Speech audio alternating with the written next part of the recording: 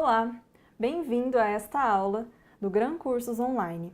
Hoje a gente vai falar sobre mapeamento para o modelo relacional. Vamos lá? Antes de começar efetivamente com o mapeamento, vamos olhar um pouquinho num projeto de banco de dados, que é onde o modelo relacional ele é criado. Em uma das fases do projeto de banco de dados, a gente cria o modelo relacional. Então vamos ver aqui no slide. Como a gente pode ver, um projeto de banco de dados, ele é composto por diversas fases e o resultado de cada fase é utilizado na fase seguinte, até a gente construir efetivamente o nosso banco de dados, tá ok? A primeira fase executada num projeto de banco de dados é a análise de requisitos.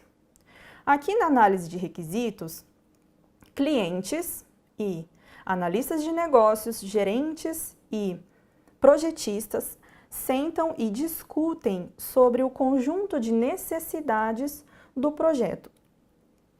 Esse conjunto de necessidades entra então na fase do projeto conceitual. Aqui no projeto conceitual, o conjunto de necessidades é modelado no modelo conceitual. Aqui também, através do modelo conceitual, é feito o modelo entidade-relacionamento e também o diagrama entidade-relacionamento. Tá ok?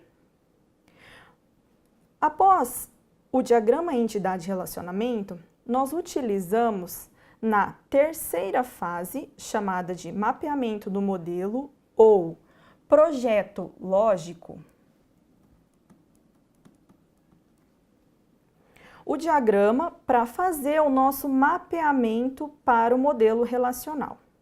Tá ok? Então, é no projeto lógico onde nós fazemos o mapeamento para o modelo relacional.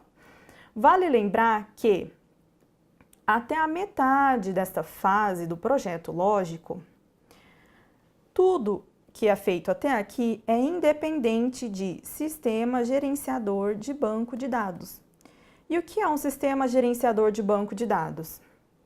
São ferramentas, sistemas para gerenciar o seu banco de dados, tá ok? Então, até aqui é independente de SGBD. Porém, da metade desta fase em seguinte, nós dependemos do sistema gerenciador de banco de dados. Por quê?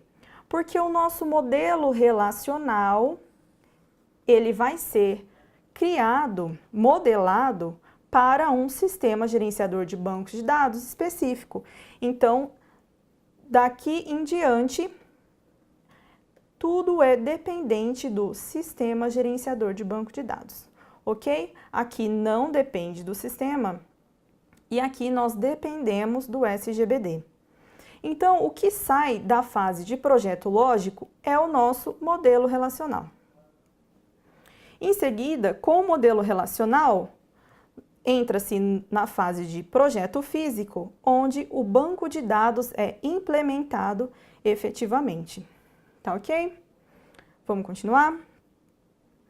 Então, antes de começar o mapeamento, vamos relembrar alguns conceitos do modelo entidade-relacionamento, porque é através dele que nós vamos realizar o mapeamento, tá?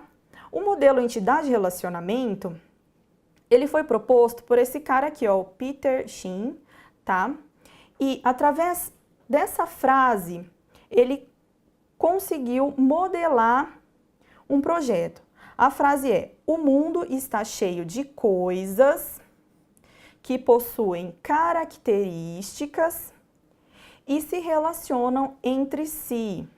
Então, através disso aqui, ele falou, opa, a gente pode propor uma modelagem de um sistema através disso. Então, ele propôs o modelo entidade-relacionamento, onde as entidades são o quê?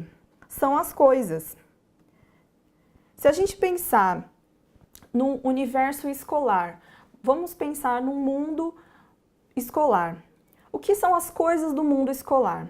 Nós temos alunos, temos professores, disciplinas, livros, biblioteca, enfim, nós temos várias coisas do mundo escolar, certo? E aí, essas são as nossas entidades do modelo entidade-relacionamento, tá ok? Os atributos. O que são os atributos do modelo entidade-relacionamento? São as características das coisas. Então, vamos pensar no nosso aluno, lá no universo escolar. O aluno, ele tem características. E quais são as características do aluno? Nome, RG, matrícula, data de nascimento e muitas outras características são modeladas como atributos no modelo entidade-relacionamento, beleza? E os relacionamentos? Os relacionamentos, aqui ó, são os objetos que se relacionam entre si. Então, vamos pensar aí ó, no aluno e em disciplinas. São duas entidades do nosso modelo. E qual é a relação entre aluno e disciplina? A gente pode dizer que é cursar. O aluno cursa uma disciplina e uma disciplina ela é cursada por um aluno. Então, a relação cursa é o relacionamento entre essas duas entidades, beleza? E cardinalidade. A cardinalidade é o grau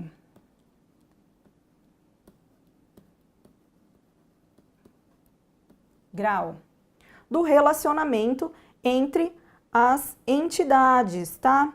Então, por exemplo, vamos voltar no exemplo aluno-disciplina. Um aluno, ele pode cursar várias disciplinas. Temos aí, então, relacionamento um para muitos. Nós também temos relacionamento um para um, muitos para muitos. E nós temos outra anotação na cardinalidade, que é a mínima e a máxima. Por exemplo, vamos aqui, no mínimo 0, no máximo 1, por exemplo. No mínimo 1, no máximo muitos, e assim por diante. Aqui é o mínimo e aqui o máximo, beleza? Então, para relembrar os conceitos do modelo entidade-relacionamento. Para começar o mapeamento, nós temos 3 formas de fazer um mapeamento. Essas 3 formas são formas simples. Vamos começar a ler aqui, ó. A primeira forma é o mapeamento da entidade do modelo entidade-relacionamento em uma tabela. Então, aqui, nessa primeira forma, você vai transformar uma entidade do modelo entidade-relacionamento em uma tabela ou relação. E todas as características, os atributos da entidade são transformados em colunas das tabelas, beleza? Vamos para o 2 aqui, ó. A segunda forma é mapeamento da entidade do modelo entidade-relacionamento em tabela, tá? Com todas as características que a entidade original possui, mais a chave de uma outra entidade. Aqui, pessoal, a gente tem a mesma forma, a primeira forma. A gente transforma uma entidade em uma tabela com todos os seus atributos como colunas. Mas a gente tem uma informação a mais que vai indicar o relacionamento dessa entidade com outra entidade, que nós chamamos de chave estrangeira e a gente vai ver mais pra frente, tá ok? E a terceira forma é o mapeamento de um relacionamento, tá? Do modelo entidade-relacionamento em tabela. Então, essa terceira forma, pessoal, é uma forma bem legal, é onde você vai transformar uma relação entre duas entidades em uma tabela também, beleza? Vamos continuar aqui. Aqui nós temos algumas definições que são importantes, tá, pessoal? Essas definições, elas costumam cair em questões e o pessoal costuma se confundir com algumas dessas definições, beleza? Então, é importante que vocês tenham gravado isso. Todas essas definições porque elas podem cair e elas também ajudam na hora de fazer o mapeamento, beleza? Vamos ver aqui, ó, as entidades do modelo entidade-relacionamento, elas são mapeadas em tabelas ou relações, tá? Então, tabelas ou relações significam a mesma coisa, beleza? Os atributos do modelo entidade-relacionamento, que são os atributos das entidades, são transformados em colunas das tabelas, tá? Então, vamos supor que nós temos lá o nosso aluno, a nossa entidade aluno. E aluno possui 5 atributos. Então, nós teremos a tabela ou relação aluno com 5 colunas referentes aos seus 5 atributos, beleza? E o que é uma instância ou linha na tabela? É um registro ou tupla. Beleza, pessoal? Registro ou tupla. Então, essas aqui são definições, tá? Importantes que vocês precisam gravar. Tabelas ou relações têm o mesmo significado. Colunas nas tabelas são os atributos e uma linha numa tabela é um registro ou uma tupla. Beleza? Vamos continuar. As chaves, pessoal, o que são as chaves no nosso modelo? As chaves são aqueles atributos significativos da tabela, são aqueles atributos que vão identificar a tabela. Nós temos 3 tipos diferentes de chaves. Vamos ver cada uma delas? A primeira é a chave primária. A chave primária, vamos ver, é ou primary key, tá? Pode aparecer assim também, ó, PK. É um atributo que representa um valor único que identifica a tabela e não pode se repetir. Tá ok, pessoal? Então, chave primária. Quais são as definições de uma chave primária? Uma chave primária, ela sempre tem valor único e não se repete, tá bom? Então, a chave primária é um atributo muito importante em uma tabela, porque é ela que identifica a tabela. Tem valor único e não pode se repetir. Vamos ver o exemplo aqui, ó. Por exemplo, lá na nossa entidade aluno, que foi transformado numa tabela aluno. O que poderia ser a chave primária, ou seja, o atributo, a característica de valor único e que não pode se repetir em aluno? A gente pode considerar a matrícula, porque em uma escola a gente sabe que um aluno tem uma matrícula e aquela matrícula não é de mais ninguém, é dele, identifica aquele aluno. Então, se identifica e não se repete, a gente pode utilizar então matrícula como chave primária. Outro exemplo, uma pessoa. A gente tem uma entidade pessoa. A gente pode considerar como chave primária daquela entidade pessoa ou tabela pessoa o CPF dela, porque a gente sabe que o CPF é único e não se repete para nenhuma outra pessoa, beleza? Vamos continuar aqui, ó, chave estrangeira. O que é a chave estrangeira? Chave estrangeira é um atributo que geralmente está ligado à chave primária de outra entidade. Então, ó, vamos ver um exemplo aqui. Considerando que o atributo nome da universidade seja a chave primária da entidade universidade, então a entidade aluno possuirá o campo nome da universidade, que se relaciona com a chave primária nome da entidade universidade. Então, a chave estrangeira, ela vai fazer a referência à chave primária de outra tabela, indicando que ali existe um relacionamento entre as duas entidades, beleza? Essa é a definição de chave estrangeira.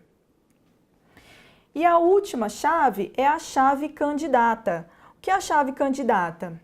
É um atributo ou um conjunto de atributos que identifica uma única linha da tabela. Ou seja, a chave candidata são aqueles atributos que você considera ser uma possível chave primária.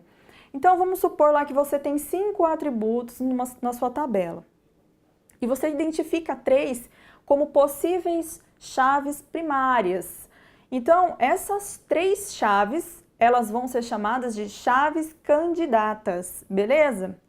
E aí, depois, quando você escolhe uma como chave primária, uma das chaves candidatas como chave primária, as 2 outras passam a ser consideradas chaves alternativas. Então, chave candidata e chave alternativa são quase que sinônimos, beleza? Uma chave alternativa é uma chave que era candidata e que não foi escolhida como chave primária, beleza? Ó, a chave candidata que não é chave primária também chama-se chave alternativa, beleza?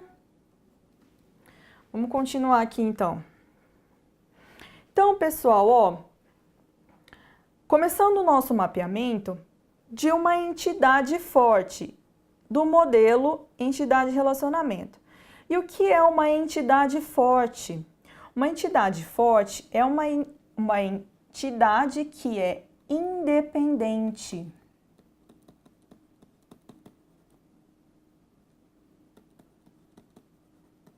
Ok?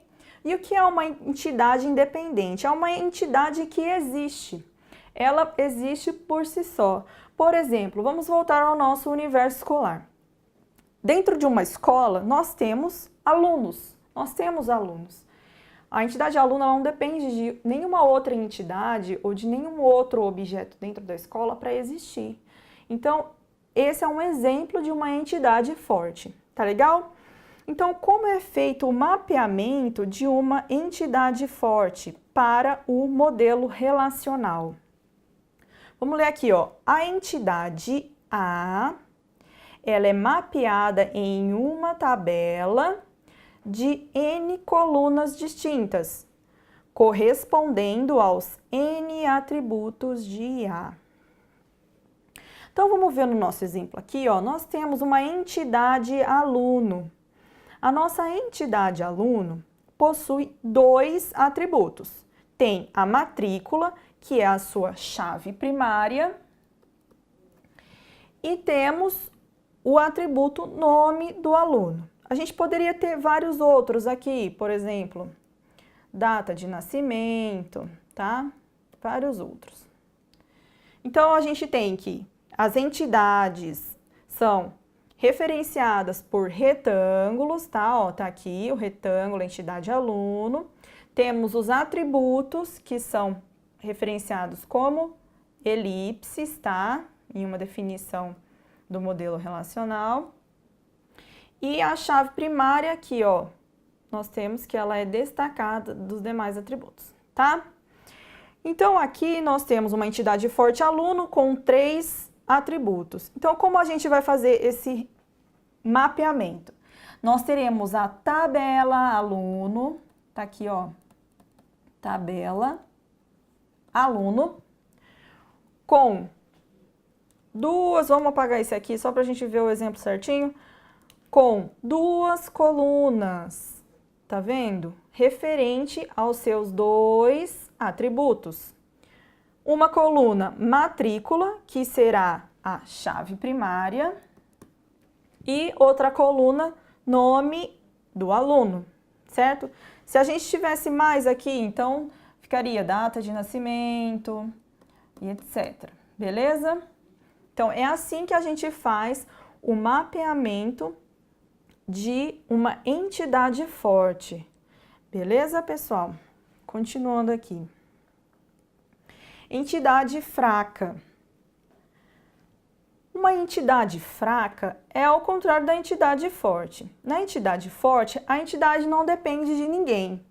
Já a entidade fraca é uma entidade que ela só existe se uma outra entidade também existir, ou seja, ela é dependente de outra entidade. Então, ó, vamos ver aqui no nosso exemplo, nós temos uma entidade forte e empregado. Tá ok? Ó, aqui o empregado. E nós temos uma outra entidade chamada dependente. Vamos pensar aí, então, numa empresa.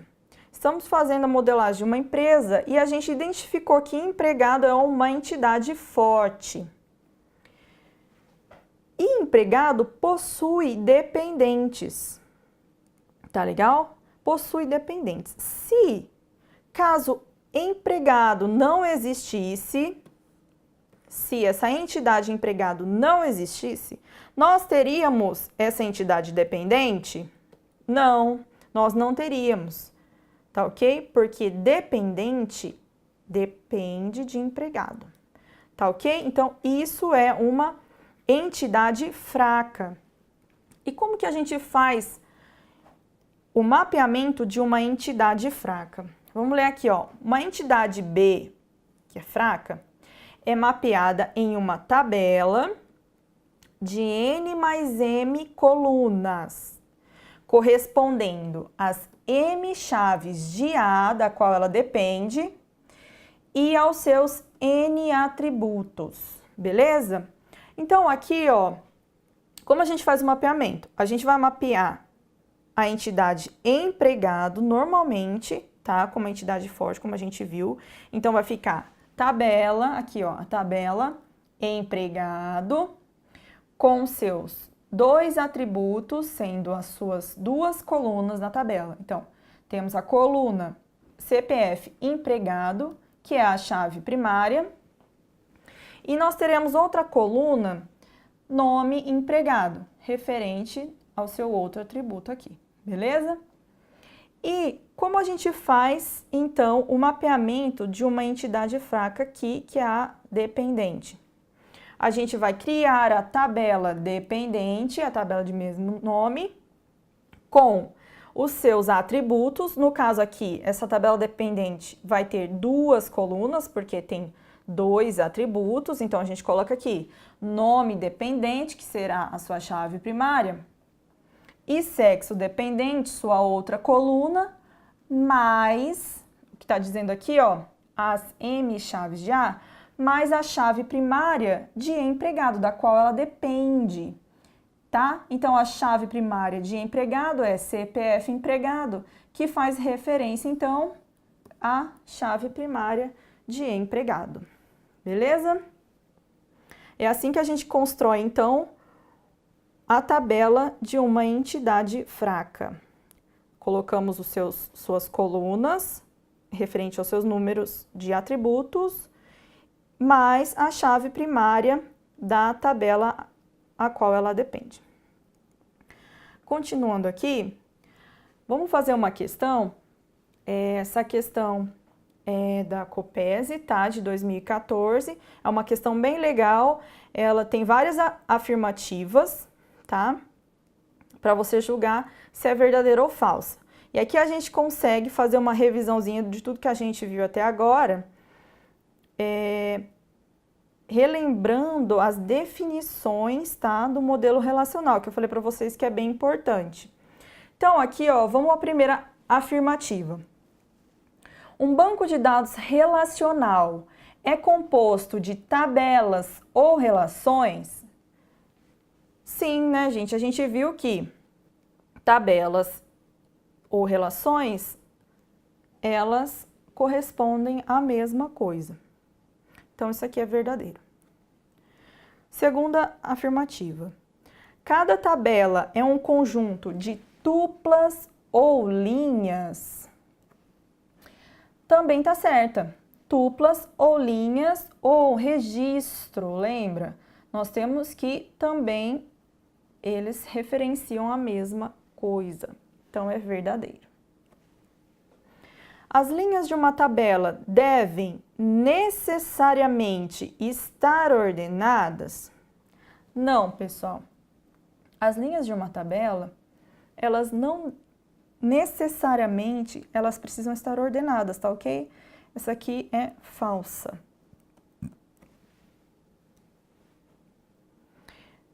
Quarta. Existem 3 tipos de chaves: a primária, a alternativa e a estrangeira, essa tá certa também. Nós temos também que a alternativa é a candidata, tá? Mas aqui a gente pode considerar, como eu falei, alternativa e candidata sinônimos. Então, nós temos sim a chave primária, estrangeira e a alternativa. Então, essa também tá correta. Última, em sua especificação, devem ser definidas, no mínimo, tabelas e linhas. Ó, pessoal, na especificação de um banco de dados relacional, sim, a gente define tabelas. Isso aqui tá correto. A gente define tabelas. Mas as linhas, elas são definidas quando a gente já tem as tabelas construídas. Linhas são o quê? São instâncias da tabela. Ou seja, quando a gente já tem o banco de dados. A gente já não está mais na fase de especificação. Tá legal? Então, aqui a gente define, no mínimo, tabelas, mas não linhas. Então, essa é falsa. Então, aqui a alternativa correta é a alternativa D. Essa é a alternativa correta. Bom, pessoal, a gente vai ficando por aqui. Espero que vocês tenham gostado. Até mais!